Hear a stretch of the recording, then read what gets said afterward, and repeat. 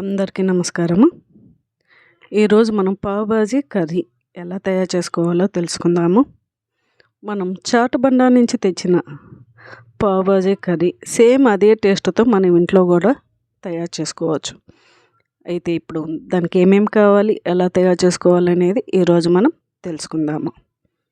ముందుగా దీనికోసము ఆలుగడ్డలు కొంచెం సన్నగా కట్ చేసుకోవాలి.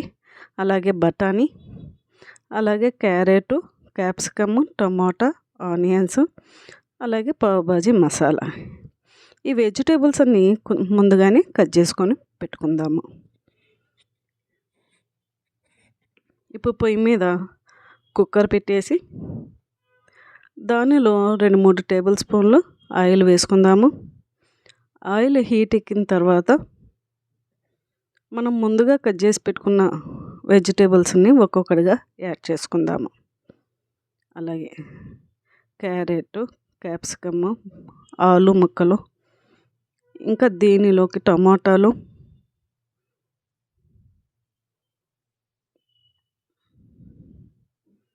ఇవన్నీ బాగా కలుపుకుందాము. నూనెలో కొంచెంసేపు వేగనిద్దాము. ఇవన్నీ బాగా కలుపుకున్న తర్వాత బఠానీ కూడా యాడ్ చేసుకుందాము. ఇంకా దీనిలోకి టేస్ట్కి సరిపడినంత సాల్టు,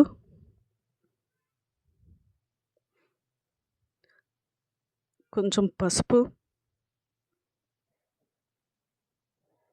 అలాగే కారము, ఇవి కొంచెం తక్కువ వేసుకున్నా సరిపోతుంది. అలాగే పావ్ బాజీ మసాలా 1 టేబుల్ స్పూన్ వేసుకొని దీనిలో 2 కప్పుల వాటర్ పోసుకొని బాగా కలుపుకుందాము.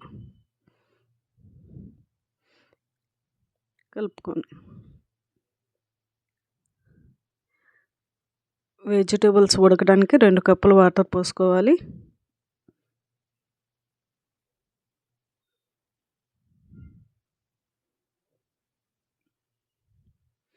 ఇప్పుడు కుక్కర్ మూత పెట్టేసి ఒక 3-4 విజిల్స్ వచ్చే వరకు ఉడికించుకుందాము. విజిల్స్ ఎక్కువైనా పర్వాలేదు, అంటే ఈ వెజిటేబుల్స్ కొంచెం మెత్తగా ఉడకాలన్నమాట.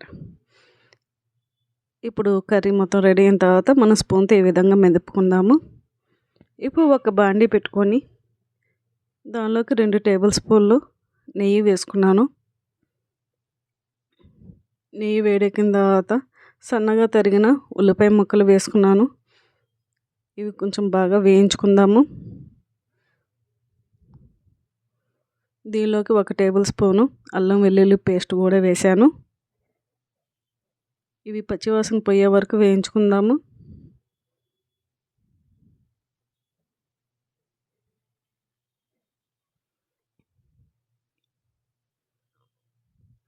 ఆనియన్స్ కొంచెం గోల్డెన్ కలర్ వచ్చే వరకు వేయించుకుందాము.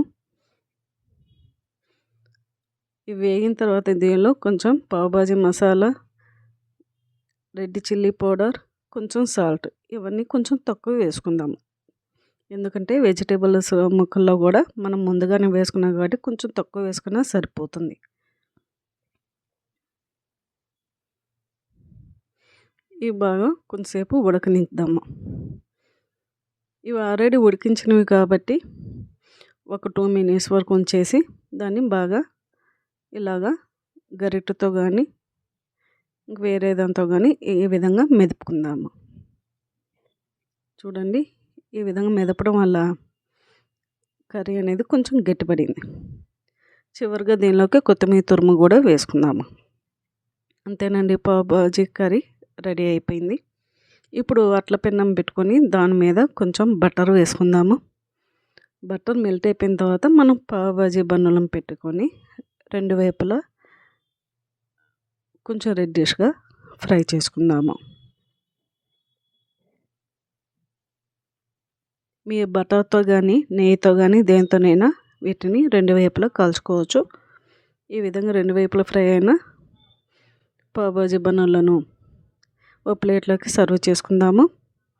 దీనిలోకి మనం ముందుగా తయారు చేసుకున్న పావుబాజీ కర్రీ పెట్టుకుందాము. దానికి తోడుగా సన్నగా తరిగిన ఉల్లిపాయలు అలాగే కొత్తిమీర తురుముతో గార్నిష్ చేసుకుందాము. అంతేనండి, పావుబాజీ విత్ కర్రీ రెడీ అయిపోయింది. ఇది మీరు ట్రై చేసి చూడండి.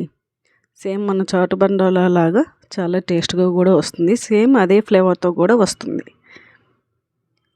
ఈ వీడియో కనుక మీకు నచ్చినట్లయితే మా ఛానల్ని సబ్స్క్రైబ్ చేయండి, లైక్ చేయండి, మీకు తెలిసిన వాళ్ళందరికీ షేర్ చేయండి. Thank you for watching.